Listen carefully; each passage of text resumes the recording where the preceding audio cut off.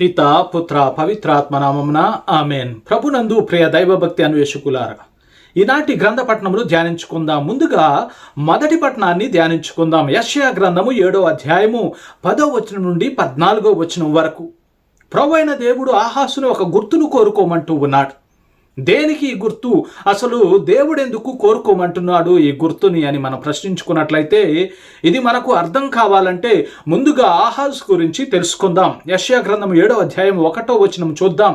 ఆహాసు యోధాను పరిపాలించు కాలమున యుద్ధము సంభవించెను. యుద్ధము ఎవరికి మధ్య అని మనం ప్రశ్నిస్తే, ఇశ్రాయేలు రాజైన పేక, సిరియా రాజైన రెజీను మరియు యోధా రాజైనటువంటి ఆహాసు మధ్య యుద్ధం జరగబోతూ ఉంది. 2వ వచనం చూద్దాం. సిరియా సైన్యము ఎఫ్రాయిము అంటే ఇశ్రాయేలుతో జతకట్టనని దావీదు వంశజులు అయిన యోధా ప్రజలు వినిన వెంటనే రాజును ప్రజలు కూడా పెనుగాలికి అరణ్యంలోని చెట్ల వల్లే తల్లడిల్లిరి. చూడండి, యోధా ప్రజలు ఎంత తల్లడిల్లిపోతూ ఉన్నారు. ప్రజలే కాదు, ఆహాజు రాజు కూడా. ఇలాంటి పరిస్థితుల్లో ప్రభువైన యావే యెషయా ప్రవక్తను పంపుతూ ఉన్నాడు. 4వ వచనం చూడండి. నీవు జాగ్రత్తగా నుండుము, భయపడకుము, నెమ్మదిగా నుండుము, నిరుత్సాహము చెందకము. ఆరిపోవుటకు సిద్ధముగానున్న ఈ 2 నిప్పు కొయ్యలకును అంటే ఇశ్రాయేలు మరియు సిరియా దేశములకు వెరువకుము. ఇదిగో ఆహాసు, నన్ను నమ్ము, నీవు ఏ గుర్తు కోరుకున్నా నేను అనుగ్రహిస్తాను. నేను నిన్ను విడువను, నీ వంశము నుండే మెస్సయ రాబోతూ ఉన్నాడు. ఇదిగో యువతి గర్భవతి అయి ఉన్నది, ఆమె కుమారుని కని ఇమ్మానువేలు అని పేరు పెట్టును, ఆయన మీతో ఉండును. కావున నీవు అధైర్యపడవద్దు. నీ మీదకు వస్తున్న ఎదోమీయులు, ఫిలిస్తీయులు, సిరియా, ఇశ్రాయేలు రాజ్యాలు నీ వంశము చేసేదను, నీ వశము చేసేదను అని దేవుడు ఎంతగానో విన్నవిస్తూ ఉన్నాడు యెషయా ప్రవక్త ద్వారా. దేవుడు ఆహాసు విషయంలో ఎంత మక్కువ చూపిస్తూ ఉన్నాడో చూడండి. ఆహాసు రాజు ఏదైనా గొప్పవాడా అని మనం ప్రశ్నించుకుంటే ఆయన అసలు పరమచండాలుడు. చూద్దాం. రాజుల దినచర్యలు 2వ గ్రంథము 28వ అధ్యాయం మనం చదివినట్లయితే 1 నుండి ఆహాసు యోధాకు రాజు అయినప్పుడు ఆయన వయసు 20 సంవత్సరములు. ఆయన పరిపాలన కేవలం 16 సంవత్సరాలు మాత్రమే సాగింది. 36 సంవత్సరాలకు మరణించాడు. ఆహాసు చేసినటువంటి దుర్మార్గపు క్రియల గురించి ఒకసారి ధ్యానించుకున్నట్లయితే, తన పితరులైన దావీదు వంశం వలె ప్రభు దృష్టికి యథార్థంగా ఆహాసు ప్రవర్తింపలేదు. 2వ రాజుల గ్రంథము 28వ అధ్యాయం 1వ వచనం.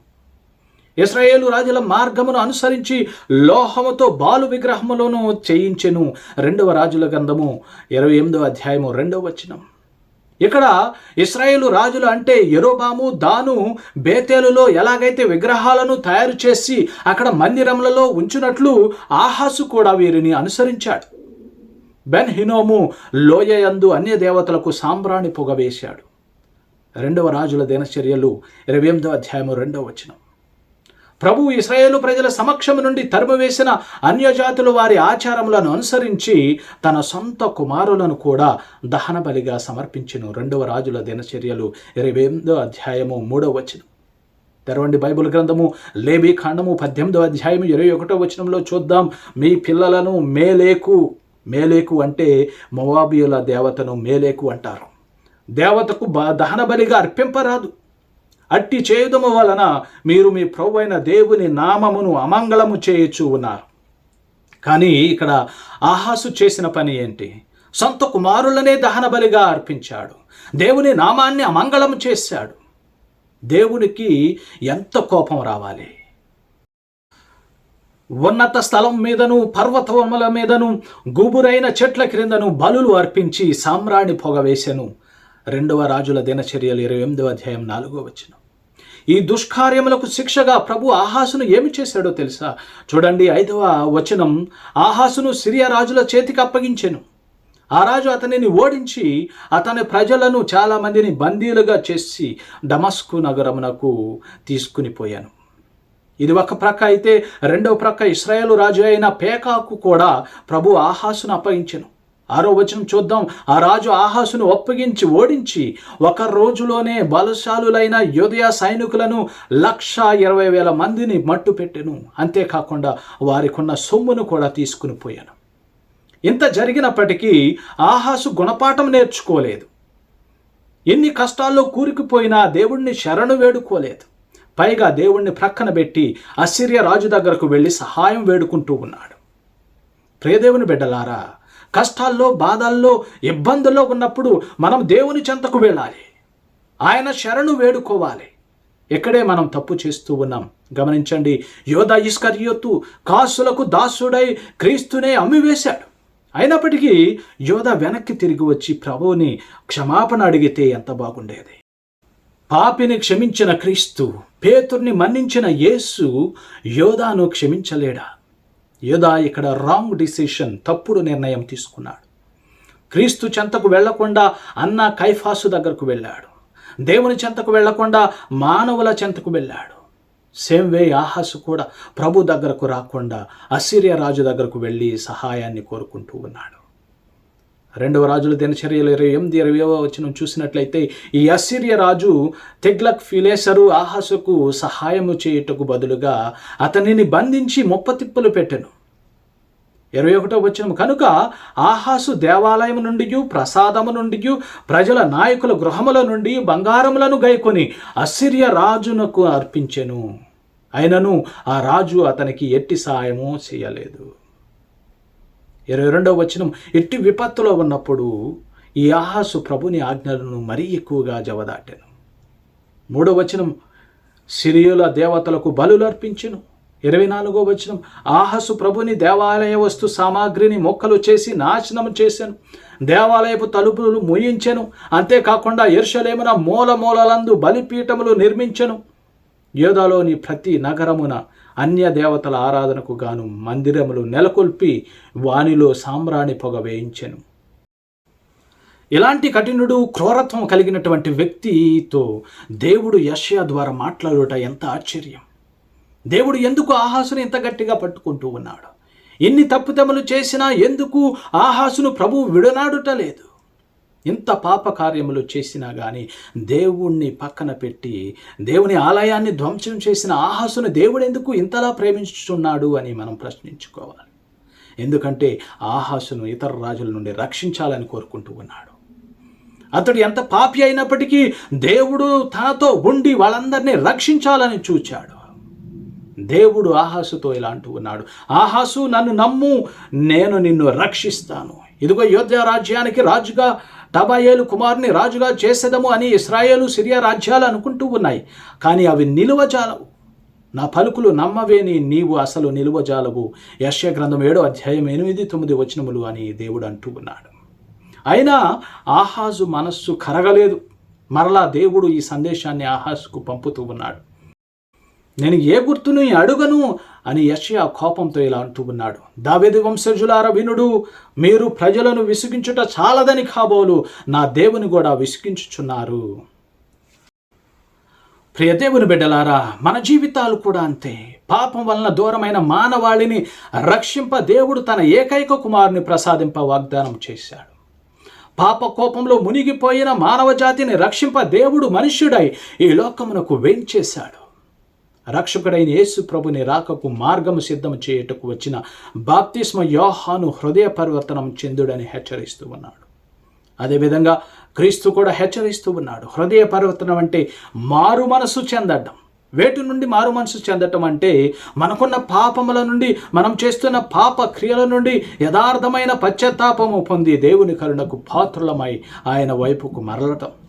ఈ రోజుల్లో మనం చూస్తూ ఉంటాం, మనుషుల్లో ఎలాంటి మార్పులు వస్తూ ఉన్నాయో. స్వార్థపరులై ప్రేమకు దూరమైన వారు కొంతమంది ఉంటే, స్వార్థం కోసం సొంత సహోదరులను హతమార్చేవారు మరికొంతమంది. పేరు ప్రఖ్యాతుల కోసం కొంతమంది ఉంటే, ద్రోహం తలపెడుతూ అవినీతి అక్రమాలకు ఒడిగొడుతున్న వారు మరికొంతమంది. సంపదలు, ధనకాంక్ష వలన కుటుంబ సాంఘిక కలహాలకు దోహదం చేస్తూ ఉన్నారు. వీరంతా కూడా వారి జీవితాలను మార్చుకోవాలి. వీటన్నిటి నుండి మనం స్వస్తి పలికి పశ్చాత్తాప హృదయముతో దేవుని వైపుకు నెగ్గాలి, మరలాలి. మనం ఆహాసు రాజులా కాకుండా దావీదు రాజులా ప్రార్థించి పశ్చాత్తాపం పొందుదాం. ఈ యొక్క ఆగమన కాలంలో ఉంటున్న మనము ఈ సమయాన్ని సద్వినియోగం చేసుకుని 10 ఆజ్ఞలకు వ్యతిరేకంగా చేసినటువంటి ప్రతి తప్పిదములను ఒప్పుకొని, ప్రభువా నా దోషముల నుండి నన్ను పూర్తిగా కడిగివేయము, నా పాపముల నుండి నన్ను శుద్ధి చేయము అని కీర్తన 51లో పలికినట్లుగా ప్రార్థిద్దాం. మన ప్రభువు సహనం కలవాడు కనుక మన కోసం ఎదురు చూస్తూ ఉన్నాడు. తప్పిపోయిన కుమారుడు తిరిగి వచ్చినప్పుడు ఆ తండ్రి పడ్డ ఆనందం అంతా ఇంత కాదు. ఈనాడు దేవుడు కూడా అంతే. మన పాపముల నుండి రక్షించడానికి తన కుమారుణ్ణే బలిగా అర్పించాడు. ఆయన్ని మనం వినాలి, ఆయన చెప్పినట్లు మనం చేయాలి. లేకపోతే ఆహాసు రాజులా మనం మిగిలిపోతాం. జీవితాంతం మనకు తోడుగా ఉండటానికి, మన బాధలను తీర్చడానికి, మన కష్టాలు, నష్టాలు, వ్యాధులు, ఇబ్బందులు ఇవన్నీ రూపుమాపటానికి ఇమ్మానువేలు వస్తూ ఉన్నాడు. ఈ ఇమ్మానువేలు దివి నుండి భూమికి ఎలా వచ్చాడు, ఎందుకు స్వర్గరాజ్యం వీడి భూలోక రాజ్యానికి వచ్చినప్పుడు అని అనుకుంటే, ఈ లోకమంతా పాపంతో నిండిపోయింది. దాన్ని నిర్మూలం చేసే నాదుడు కావాలి. ఆ నాదుడు పరలోక నాదుడు కావాలి. దేవుడు మనుష్యుడై ఈ లోకమునకు వేంచేశాడు. దేవుని అద్వితీయ ప్రేమను వ్యక్తం చేయటమే మనుష్యావతారం. పవిత్రుడైన దేవుడు జన్మింప పవిత్ర వాసస్థలం కావాలి.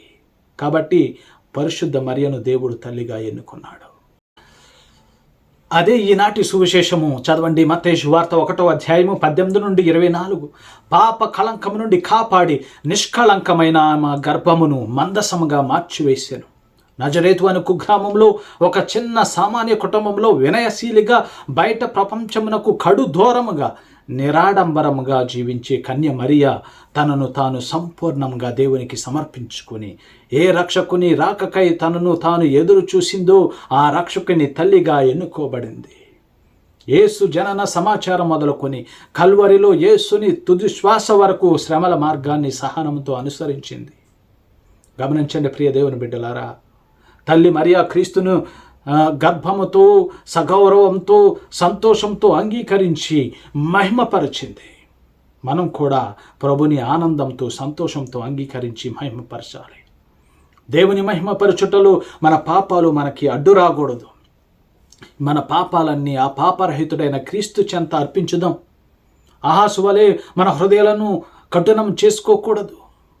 ఆహాసుకి దేవుడు చెప్పాడు, సమయాన్ని కేటాయించాడు, నన్ను నమ్మి అని అన్నాడు, నా బాధలను అంగీకరించమన్నాడు. కానీ ఆహాసు లెక్క పెట్టలేదు. ఈరోజు మనతో కూడా ఇలానే దేవుడు అంటూ ఉన్నాడు, కాలం సమీపించినది, హృదయ పరివర్తనం చెందండి అని. పరలోక రాజ్యం అతి దగ్గరలో ఉంది, నా నుండి నేర్చుకునండి, నా బోధనలు ఆలకించండి, నా యొద్దకు రండి అని ప్రభు ఆహ్వానిస్తూ ఉన్నాడు. తల్లి మరియ వలె క్రీస్తుని మనం అనుసరిద్దాం. తల్లి మరియ వలె దేవునికి విధేయత కలిగి ఉందాం. తల్లి మరియ వలె దుష్ట శక్తిని ఖండించుదాం. తల్లి మరియ వలె దైవ సంకల్పము తెలుసుకుని పరిపూర్ణ విధేయతతో క్రీస్తును ప్రేమించి, ఇదిగో నేను మీ దాసురాలను అని ప్రకటించుదాం. రెండవదిగా మనం పునీత జోజప్ప గారి గురించి కూడా తెలుసుకుందాం. నజరేతు అను చిన్న కుగ్రామంలో జన్మించినటువంటి వినమ్రుడుగా ఒక సాధారణ తండ్రి నిర్వహించే బాధ్యతలన్నీ నిర్వహించి ప్రతి క్షణము దేవుని చిత్తాన్ని నెరవేర్చగల సంసిద్ధత కలిగిన వ్యక్తి పునీత జోజప్ప గారు. దేవుని మాటలను, ఆజ్ఞలను ఆలకించి పాటించిన ఒక సాధారణ వ్యక్తి జోసెఫ్ గారు. కన్య మరియ పవిత్రాత్మ ప్రభావం చే గర్భం ధరించినది. ఈ విషయమున ఆమెను బహిరంగంగా అవమానించటం ఇష్టమలేక రహస్యంగా పరిత్యజించుటకు నిర్ణయించుకున్నాడు. వివాహమునకు ముందే యువతి గర్భం ధరించినట్లయితే ఆమె సంఘ బహిష్కరణను చేసి రాళ్లతో కొట్టి చంపవేయబడును. ద్వితీయోపదేశకాండం 22వ అధ్యాయము 23-24. దేవుని చిత్తమును గ్రహించిన వాడైన యేసేపు గారు దానికి పూర్తిగా విధేయునిగా జీవించుటకు తగు నిగ్రహమును, సొంత స్వభావమును, సముచిత ఆలోచన గలవాడుగా మనం గుర్తించగలం. అంతేకాకుండా యేసు ప్రభువునకు మాత్రమే వర్తించు దావీదు కుమారుడు అను సంబోధన యేసేపు గారికి కూడా అన్వయించబడినది. నీతిమంతుడు అనునది వ్యక్తిత్వమును సూచిస్తూ ఉంది. అంతేకాకుండా ఆయనలో ఉండే సుగుణాలు సత్యం, నీతి, వినయం, పరిశుద్ధత, దయ, కరుణ, ప్రేమ ఎన్ని కష్టాలు వచ్చినప్పటికీ ఆయన ఎదుర్కొని దేవుడు చెప్పినట్లు నడిచాడు. చిన్నారి బాలయేసును కాపాటులో ఎంత శ్రద్ధ వహించాడో చూడండి. బాలయేసుకి అపాయం వచ్చి పొంచి ఉందని దూత ద్వారా తెలుసుకుని ఇటు తల్లి మరియను, చిన్నారిని ఈజిప్టుకు తోడ్కొని పోయాడు. దేవుడు తనకు అప్పగించిన బాధ్యతలను తాను స్వయంగా స్వీకరించడానికి సిద్ధపడ్డాడు. తన మీదకు అవమానము, నింద వచ్చినా సరే దేవుని ప్రణాళికకే తన జీవితంలో ప్రాముఖ్యతనిచ్చాడు. అన్యోన్య ప్రేమతో, ఐక్యమతో, ప్రార్థన, త్యాగపూరిత మనస్సులతో తన కుటుంబాన్ని నడిపాడు. ఆయన సంకల్పం, ప్రేమ, విశ్వాసం దేవుని మీద ఉంచాడు. ఆయన జీవితపు ఒడిదుడుకులలో ఎటువంటి బెదురు, బెంగ లేక నిశ్చయముగా దేవునిపై భారం వేసి జీవించాడు. ఇటు తల్లి మరియను, అటు తండ్రి జోసెఫ్ గారు ప్రభువునకు దాసులై జీవించి వారి జీవితపు ప్రయాణములో ఎదురయ్యే శోధనలకు, ఎదురు దెబ్బలకు, ఆటంకములకు, ఇబ్బందులకు వారు నిరాశపడక దృఢ విశ్వాసంతో ముందుకు సాగి క్రీస్తును మనకు అందించారు. వారి కారుణ్య క్రీస్తును ఇవ్వడం ద్వారా మన కన్నీరుని తుడిచారు. వారి బాధల ద్వారా మన బరువును మోశారు.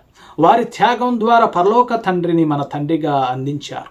వారి ప్రార్థన ద్వారా ఈ ప్రపంచ మానవాళి పరమేశ్వరుని ఇచ్చారు. ఈ పరమేశ్వరుని పశువుల పాకకు అంకితం చేయకుండా పాప కోపంలో కూరుకుపోయిన ప్రజలను రక్షించటానికి వచ్చాడని తెలుసుకొని ఆయన్ని మనసారా ఆహ్వానిద్దాం.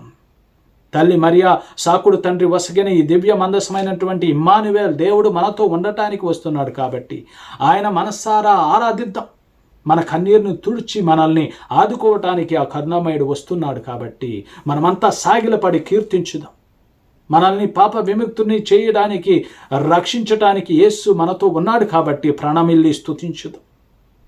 ఈనాటి 2వ పట్టణం గమనించినట్లయితే రోమేలకు రాయబడిన లేఖ 1వ అధ్యాయం 5వ వచనం, అన్ని జాతుల ప్రజలను ఆయన నామమున విశ్వాసమునకు విధేయులగునట్లు చేయుటకై నాకు ఆయన ద్వారా తన అనుగ్రహమును అపోస్తులత్వమును వసగెను. అపోస్తులు అంటే పంపబడిన వారు. దేనికి పంపబడిన వారు అంటే తన సువార్తను బోధించుట ద్వారా అనేక జాతి ప్రజలకు దేవుణ్ణి విశ్వసించాలనేది పౌలు వ్యక్తం చేశారు. పౌలు చేసిన కృషి అంతా ఇంత కాదు. తను రాసిన 13 లేఖల ద్వారా సువార్తకు ఆయన ఎంత కృషి చేశారో తెలుస్తూ ఉంది. ఆయన జీవితం సౌలుగా మనకు తెలుసు, కానీ దేవుణ్ణి ఎప్పుడు తెలుసుకున్నాడో ఆయన పౌలుగా మారాడు. తల్లి మరియా, జోసెఫ్ వలె పౌలు కూడా తన జీవితాన్ని దేవునికి అర్పించుకున్నాడు. ఈరోజు విన్న 3 పట్టణములలో దేవుని యొక్క ప్రణాళికలను విధేయించుటలో మరియు దేవుడు మానవ రూపం దాల్చి మనతో ఉండటానికి తన రాకడ కోసం ఎలా సంసిద్ధం కావాలో తెలపబడుతూ ఉంది. ఈ ప్రణాళికలో మనం ఆహాసును, యోహానును, తల్లి మరియను, జోసెఫ్ గారిని, పౌలు గారిని చూస్తూ ఉన్నాం. మొదటిగా యెషయా ప్రవక్త ద్వారా దేవుడు వర్తమానం పంపినప్పటికీ ఆహాసు విధేయించలేదు. తాను యూదయ ప్రజలు వారి యొక్క కష్టాల నుండి రక్షిస్తాను అనే అభయం వచ్చినప్పటికీ ఆహాసు ఒక అయోగ్యుడిగా తయారయ్యి చివరికి దేవుడున్న మందిరాన్ని మూయించాడు. రెండవదిగా గాబ్రియేలు దూత ద్వారా సందేశం అందుకున్న తల్లి మరియా మరియు జోసెఫ్ గారు విధేయించారు. సమస్త మానవాళిని రక్షించుటలో మనలను మన పాపముల నుండి రక్షించే రక్షకుడు మీ ద్వారా ఉద్భవిస్తాడని అభయం వచ్చినప్పుడు వారు అంగీకరించి ప్రభునకు దాసులయ్యారు. అంతేకాకుండా తల్లి మరియా తన గర్భమునందు ఆ మందసాన్ని మోసి మనకు అందించింది. ఆ మందసంలో కొలువయ్యున్న క్రీస్తుని గురువులు ప్రతిరోజు మనకు అందిస్తూ ఉన్నారు. అందుకే మనం ప్రతిరోజు ఆయన్ని స్వీకరించాలి. మూడవదిగా క్రీస్తు ద్వారా సందేశం అనుకున్న పౌలు క్రీస్తు రాజ్యాన్ని స్థాపించుటలో ఎంతో కృషి చేశాడు. సువార్త కోసం అపోస్తులందరిలో ఎక్కువగా శ్రమించిన వ్యక్తి పౌలు గారు. ఈ 4వ ఆదివార ఆగమన కాలం మనకు బోధిస్తున్న విషయం ఏమిటంటే మీరు ఆనందపడుడు, ఎందుకంటే ఇమ్మానువేల్ దేవుడు మనతో ఉండడానికి రాబోతూ ఉన్నాడు. గడిచిన 3 వారములు ప్రార్థన పశ్చాత్తాపంతో వేచియున్న మనందరికీ ఆనందం కలిగించే తరుణములు అతి తొందరలోనే ఉన్నాయి. మనకి శాంతి నొసగే దేవుడు రాబోతూ ఉన్నాడు. భారంతో అలసిపోయిన ఈ మానవాళికి, అశాంతితో అల్లాడుతున్న ఈ జనానికి, అభద్రతతో అలమటిస్తున్న ఈ ప్రజలకు శాంతి కాముడై వస్తూ ఉన్నాడు మన క్రీస్తు. తొలి దర్శన భాగ్యం అందుకున్న గొల్లలు సంతోషించారు. మలి వీక్షణ ఆస్వాదంతో జ్ఞానులు ఆరాధించారు. ఇదే దృశ్యం పునరావృతం అవుతుంది ప్రతి సంవత్సరం. కాబట్టి నిండు హృదయముతో ఈ 4వ ఆగమన క్రొవ్వొత్తిని వెలిగించి ప్రార్థించుదాం. ప్రభువా, ఈ 4వ క్రొవ్వొత్తి నీ శాంతికి నిదర్శనం. మానలేని గాయాలెన్నో మాకున్నాయి. మానలేని గతములు మాలో దాగి ఉన్నవి. కష్టాలలో కృంగిపోతూ ఉన్నాం. ఇబ్బందుల్లో ఇరుక్కుపోతూ ఉన్నాం. బాధల్లో బందీలవుతూ ఉన్నాం. అనారోగ్యాలతో అలమటిస్తూ ఉన్నాం. పాపంలో పడి పాడైపోతూ ఉన్నాం. సైతానుతో సహజీవనాన్ని గడిపోతూ ఉన్నాం. మా ఆర్థిక బాధల్లో అలమటించిపోతూ ఉన్నాం. చివరికి ప్రతి ఒక్క బిడ్డ కూడా రకరకాల బాధలకు గురి అవుతూ ఉన్నారు. మాలో ఉండే ఈ చీకటిని తొలగించండి. నీ సంపూర్ణమైన శాంతిని మాకు ఇవ్వమని అడుగుతూ ఉన్నాం తండ్రి. నీ అపారమైన ప్రేమ కరుణపై ఆధారపడే బిడ్డలుగా మమ్ములను తీర్చిదిద్దండి. మాలో ఉన్న అహమును, కోపాన్ని, పాపాన్ని, శాంతిని, శాపాన్ని అన్నిటినీ తీసివేసి మమ్ములను నీ పవిత్ర రక్తముచే పరిశుద్ధపరచమని మా ప్రభువైనటువంటి యేసుక్రీస్తు నామమున అడిగి వేడుకొంచున్నాం తండ్రి. ఆమేన్. పిత, పుత్ర, పవిత్రాత్మ నామమున ఆమేన్. వింతైన తారక వెలిసింది గగన